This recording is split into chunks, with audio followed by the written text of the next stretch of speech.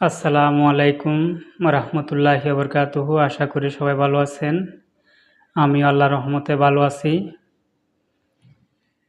Comilla MP হাজনাত Abdullah সব এমপিদের গোপন তথ্য পাশ করে দিছে।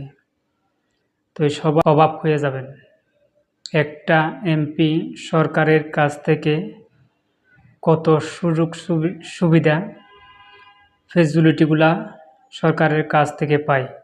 আমাকে সরকার 1,74,000 টাকা বেতন দেয়। এখন এই যে গাড়ি চলি না, মাসে 70,000 টাকা তেল খরচ দেয়।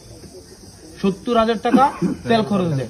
ঢাকায় একটা বাসা, বিশাল বড় বাসা, যে বাসাটা হচ্ছে এখান এত সুন্দর, এটা আপনি 2 লাখ টাকা দিয়ে এটা ভাড়া নিতে পারবেন না। এটা বাসা, এটা অফিস।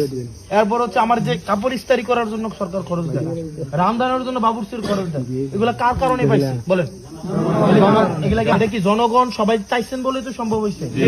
সরকার এত সুযোগ সুবিধা দিতেছে, মাসে 1,74,000 টাকা বেতন, 1-2 টাকা না, 1,74,000 টাকা বেতন।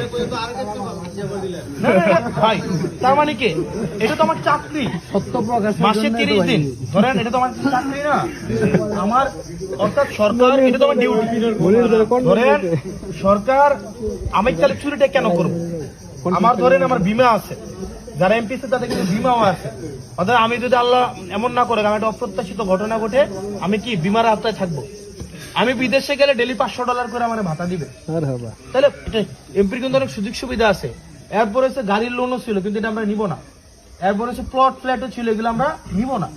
তাহলে একটা জিনিস দেখেন, আমাদেরকে এত সুযোগ সুবিধা দিতেছে, এইটা বাদ দেন। আমার যদি 2 লাখ টাকা লাগে, আমি যদি আপনাদের এলাকায় আমার দিবেন না, দিবেন না। আমি কেন চুরি করে